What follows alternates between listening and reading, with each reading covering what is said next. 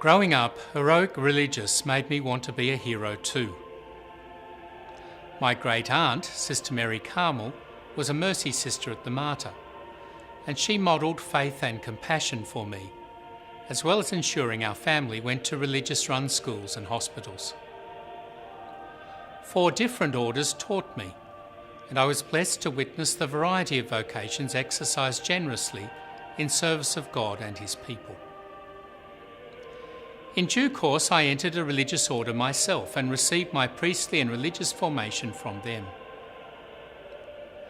Pope Francis, himself a religious, proclaimed 2015 a year of consecrated life for the Church, so that we might look at the past of religious life with gratitude, live the present with passion, and embrace the future with hope.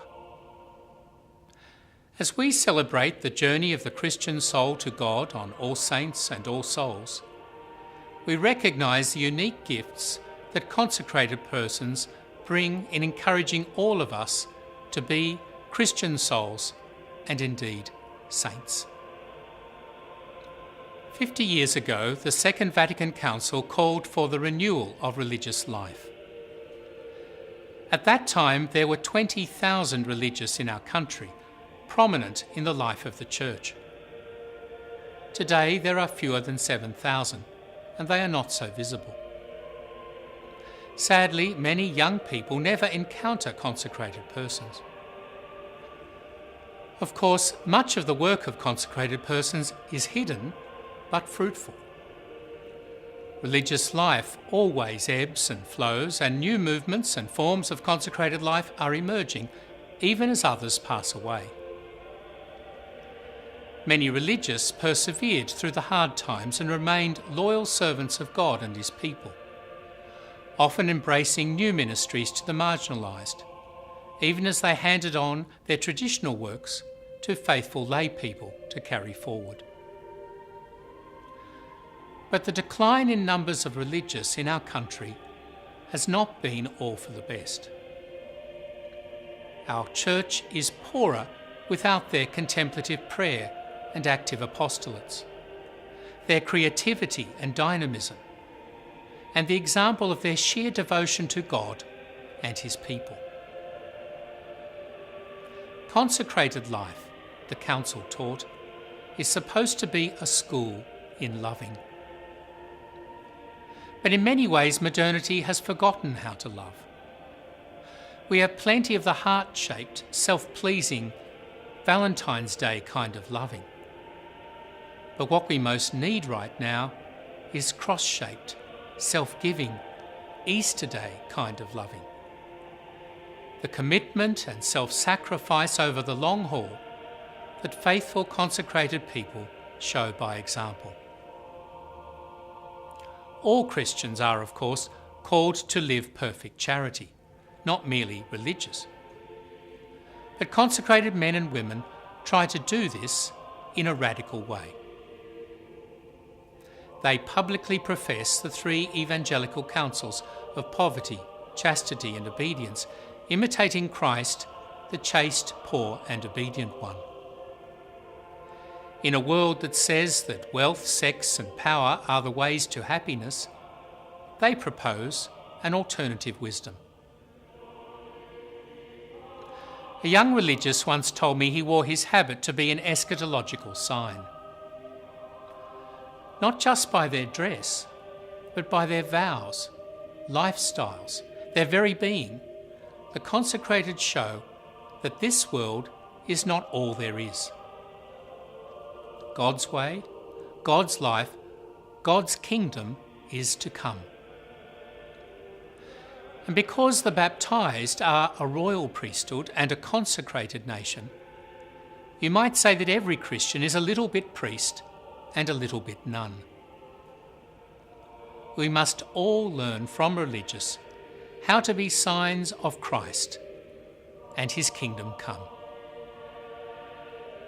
Consecrated people have been vital in the history of our Church in Sydney.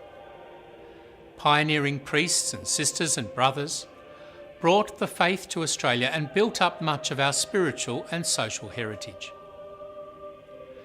We think of those first charity sisters who went to the female factory in Parramatta and established our Catholic hospitals. Or our first bishops who are Benedictine monks. Or Australia's most famous Catholic, St Mary MacKillop, who with her sisters established an extraordinary network of schools all over our city and country. There are so many stories of heroic and hidden religious. Many still live in our diocese, and new congregations and movements have come to us from overseas or been started recently. Together, they enormously enrich us. They pray for us.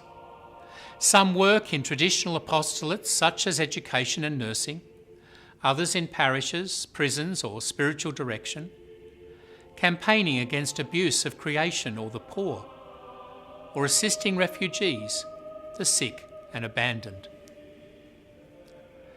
To speak of a religious charism is to speak of a grace, joy, or love. Our Pope's namesaint, Francis of Assisi, showed how men and women can love creation and all creatures, love humanity and especially the poor, and love the Creator of them all. As the Holy Father says, such authentic religious are a wake-up call for our world, radiating the joy of the gospel and following Christ so closely they become magnets to others. As we gratefully acknowledge their contribution, past and present, the Church of Sydney is determined consecrated persons will feature in its future also. Happily, there are young people willing to embrace the life of radical discipleship and find a deep and abiding happiness in doing so. As one said to me, Christ has taken me on an adventure of discovering his deep, personal love for me.